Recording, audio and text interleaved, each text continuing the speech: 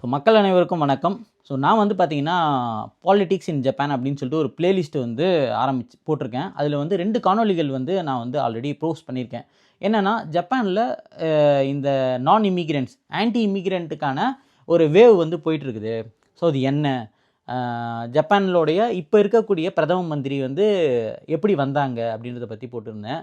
So அடுத்தது இங்கே இருக்கக்கூடிய சீனர்களுக்கு எதிராக நடக்கக்கூடிய விஷயங்கள் என்ன அப்படின்றத பற்றி ஒரு காணொலி போட்டிருந்தேன். உங்களுக்கு நேரம் இருந்ததுன்னா அதை வந்து பாருங்கள்.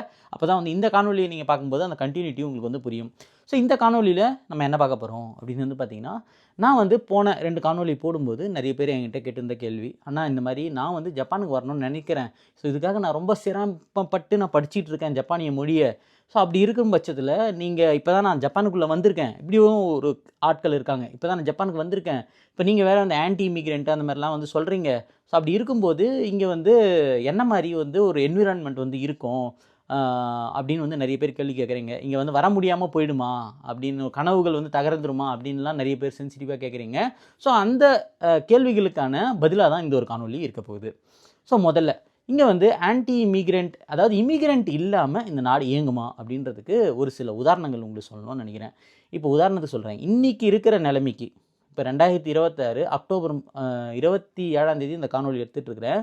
இப்போ இருக்கிற நிலைமைக்கு வந்து பார்த்திங்கன்னா, இந்த அரசாங்கம் அதிகமாக ஜப்பானியர்களுக்கு ஆண்களையும் பெண்களையும் சேர்த்து வைக்கிறதுக்கு ஆல்ரெடி இங்கே மேட்சிங் ஆப்ஸ்லாம் வந்து இருக்குது. டேட்டிங் பண்ணுறதுக்கான ஆப்ஸே வந்து அரசாங்கமே உருவாக்கி வச்சுருக்குது. இப்போ டோக்கியோவில் இப்போ நான் இருக்கிறது யோதோகாவா ப்ரிஃபெக்சர்.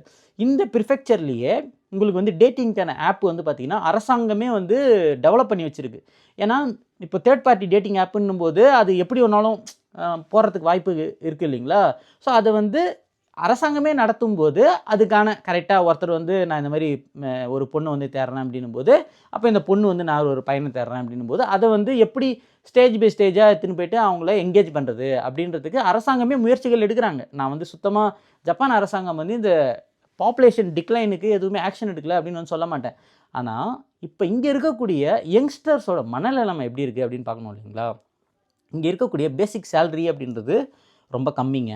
இங்கே வந்து ஒருத்தர் ஒரு ஃப்ரெஷராக வராரு அப்படின்ற பட்சத்தில் அவருக்கு வந்து பார்த்திங்கன்னா ஒரு 23 மானு, அதாவது 2,30,000 அந்த அளவுக்கு தான் வந்து உங்களுக்கு சேலரி இருக்கும். அது வந்து ஓவரால் சேலரி. ஸோ அதில் வந்து பார்த்திங்கன்னா இப்போது உங்களுக்கு டேக்ஸ் இருக்குது, இன்கம் டேக்ஸ் இருக்குது, பென்ஷன் இருக்குது, அதுக்கடுத்து மெடிக்கல் இன்சூரன்ஸ் இருக்குது. இதெல்லாம் பிடிப்பு போக உங்களுக்கு வந்து பார்த்திங்கன்னா ஒரு 5-6 மானு, அதாவது 50,000 60,000 ரூபாய் வந்து உங்களுக்கு இதுக்கே வந்து ஒதுக்க வேண்டியது இருக்கும். அப்படி பார்க்கும்போது கையில் வரக்கூடிய சம்பளம் அப்படின்னு வந்து பார்த்திங்கன்னா ஒரு 18, ஒரு 1,80,000 ஜப்பானியன்னு கையில் வரும். ஸோ அதில் வந்து அவங்களுடைய சாப்பாடு, அக்காமடேஷனு இதெல்லாம் போக அவங்களுக்கு எவ்வளோ நிற்கும்னு வந்து பார்த்திங்கன்னா அப்ராக்சிமேட்டாக நான் சொல்கிறேன், குத்து மதிப்பாக ஒரு 80,000 90,000 ஜப்பானியன்னு தான் வந்து நிற்கும். ஸோ இதுதான் வந்து பார்த்திங்கன்னா ஜப்பானை பொறுத்த வரைக்கும் உங்களுக்கு இன்க்ரிமெண்ட்டுன்றது ரொம்ப ஹையாக இருக்காது. ஓகேங்களா? இப்போ நம்ம ஊரில் வந்து பார்த்திங்கன்னா நம்ம இன்ஃப்ளேஷனுக்கு ஏற்ற மாதிரி நம்மளோட இன்க்ரிமெண்ட் இருக்கும். ஜப்பானில் பொறுத்த வரைக்கும் நான் 2019க்கு முன்னாடி வரைக்கும் உங்களுக்கு கிட்டத்தட்ட 0 இன்ஃப்ளேஷன், மைனஸ் இன்ஃப்ளேஷன் இருந்துச்சு. அப்படி இருக்கிற நாடுன்றதுனால இங்கே இருக்கக்கூடிய எம்ப்ளாயர்ஸ், இங்கே இருக்கக்கூடிய பெரிய பெரிய தொழில் நிறுவனங்கள் எப்படி பண்ணுறாங்கன்னா, இங்கே தான் உங்களுக்கு இன்ஃப்ளேஷன், அதாவது பொருளினுடைய விலையை வந்து பெருசாக ஏறாது அப்படின்ற பட்சத்தில் சம்பளமும் வந்து பார்த்திங்கன்னா ஒரு 2% 3% தான் வந்து ஏறும். இப்போ உதாரணத்துக்கு நான் வந்து நல்ல ஒரு பர்ஃபார்மன்ஸ் பண்ணியிருக்கேன் அப்படின்னா தான் எனக்கு வந்து 3% சேலரி ஹைக். ஓகேங்களா? அப்படி தான் வந்து ஜப்பானில் இருக்குது. ஸோ இப்படி இருக்கிற காலகட்டத்தில் ஆஃப்டர் கோவிடுக்கு அப்புறமா வந்து பார்த்திங்கன்னா அது அந்த இதுவே வந்து தலைக்கீழ் வந்து மாறுது. இன்ஃப்ளேஷன் ரொம்ப ஸ்கை ராக்கெட்டாக போகுது. பட் ஆனால் இங்கே இருக்கக்கூடிய தொழில் நிறுவனங்கள் உங்களுக்கு வந்து சம்பளத்தை உயர்த்தி வந்து கொடுக்க மாட்டுறாங்க. ஏன்னா அவங்களோட மைண்ட் செட் என்னென்னா, ஜப்பான் பல டிகேட்ஸாக வந்து அவங்களுக்கு 0 இன்ஃப்ளேஷன் அப்படின்றதுனால இவங்களுமே வந்து பார்த்திங்கன்னா அந்த ஒரு பெரிய ஒரு 8% சேலரி ஹைக்கு, 10% சேலரி ஹைக்குன்றதை நம்ம இங்கே நினச்சி கூட வந்து பார்க்க முடியாது. அப்படி இருக்கும் பட்சத்தில் இப்போ ஆல்ரெடி நான் உங்களுக்கு சொல்லிட்டேன் எவ்வளோ ஒரு ஃப்ரெஷர் சம்பளம் வாங்குவாங்க, எவ்வளோ கையில் நிற்கும் அப்படின்னு சொல்லிட்டு. இங்கே விலையேற்றமும் அதிகமாக இருக்குது. அப்படி இருக்கும்போது தன்னை தான் பார்த்துக்கிறதே ரொம்ப பெரிய விஷயம் இருக்கிற பட்சத்தில் எப்படி வந்து ஒருத்தர் ஒரு கல்யாணத்தை பண்ணி குழந்தைய பெற்றுக்கணும்னு நினைப்பாங்க? ரொம்ப சிம்பிளாக நான் உங்ககிட்ட கேட்குற கேள்வி.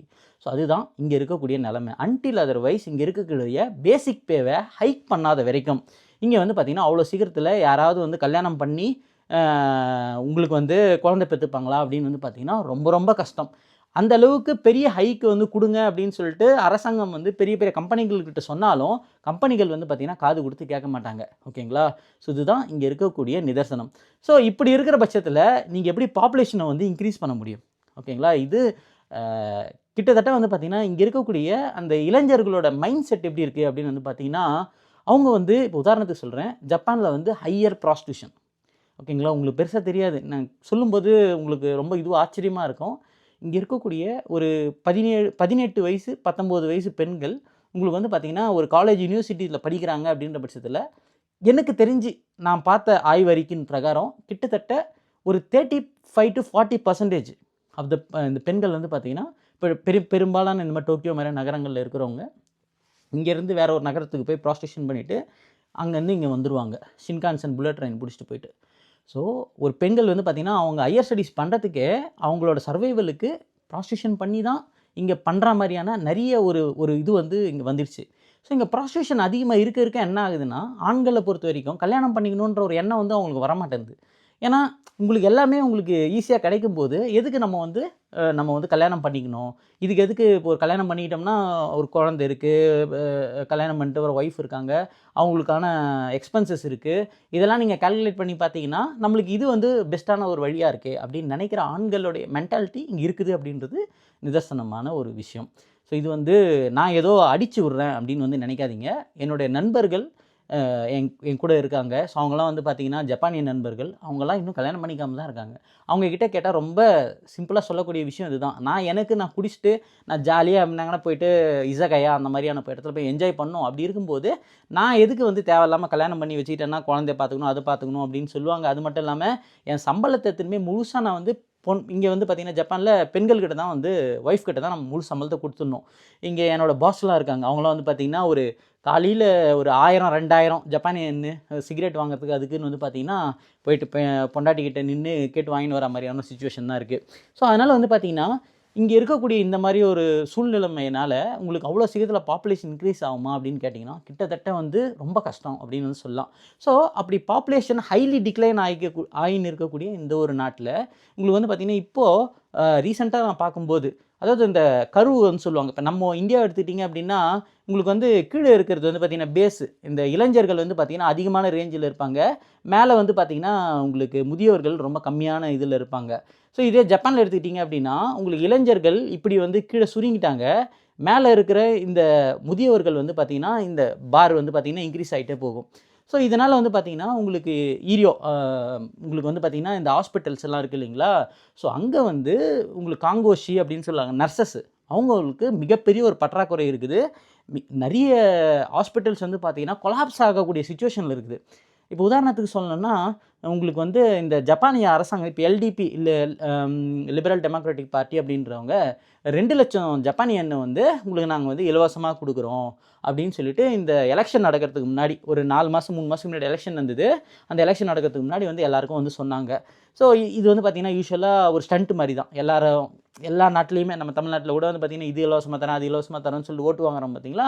அதே மாதிரியான ஒரு ஸ்டண்ட்டு அப்படின்னு வந்து சொல்லலாம். ஆனால் இவங்க சொல்கிற விஷயம் என்ன அப்படின்னா, நீங்கள் வந்து நிறைய பேர் கஷ்டப்பட்டுட்டு இருக்கீங்க, இப்போ இன்ஃப்ளேஷன் அதிகமான காரணத்தினால இது 2 லட்ச ரூபா தரேன் அப்படின்னு சொல்லிட்டு ஒரு அறிக்கையை கொடுத்து அது மூலிமா ஒரு ஓட்டை வாங்கி நாங்கள் வந்தோம்னா இதை பண்ணுவோம் அப்படின்ற மாதிரி சொல்லக்கூடிய ஒரு விஷயம். ஸோ இப்போ என்ன ஆகுதுன்னா இந்த 2 லட்ச ரூபாயை கூட வந்து என்ன பண்ணிட்டாங்கன்னா மக்களோட மனநிலைமை மக்களோட வாய்ஸை வந்து இங்கே ஜப்பானில் வந்து கேட்பாங்க. அப்படி கேட்கும்போது இங்கே ஆல்ரெடி வந்து உங்களுக்கு கேஷாக கொடுத்தீங்க அப்படின்னா மக்கள் வந்து பார்த்திங்கன்னா இவங்க என்ன நினைக்கிறாங்க, கேஷ் ஃப்ளோ வந்து அதிகமாகும், மக்கள் வந்து எப்படியா இருந்தாலும் மக்களுக்கு காசு கொடுக்கும்போது அதை செலவு பண்ணுவாங்க, அது அரசாங்கத்துக்கு வேறு ஒரு வகையில் வருவாயாக தானே வரப்போகுது அப்படின்னு வந்து நினைக்கிறாங்க.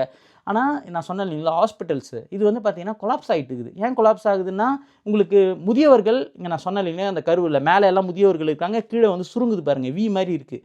அப்போது முதியவர்கள் அதிகமாக உங்களுக்கு வந்து ஹாஸ்பிட்டல்ஸ் வந்து இன்க்ரீஸ் ஆகிட்டே இருக்குது. பெட்டு ஆக்குபென்சி ரேட்டு கோவிட் அப்போ கூட வந்து பார்த்திங்கன்னா உங்களுக்கு பெட்டோட ஆக்குபென்சி ரேட் அதிகமாக இருந்ததுனால இளைஞர்கள் யாருன்னா உடம்பு சரியில்லை நாங்கள் போனோம் அப்படின்னா கூட வீட்டிலேயே நீங்கள் இருங்க, உங்களுக்கு ஏன்னா பிரச்சனை இந்த பிரச்சனை இருந்துச்சுன்னா நீங்கள் இந்த நம்பரை காண்டாக்ட் பண்ணுங்கள் அப்படின்னு சொல்லிட்டு ரொம்ப பெரிய ஒரு பிரச்சனை இருந்துச்சு.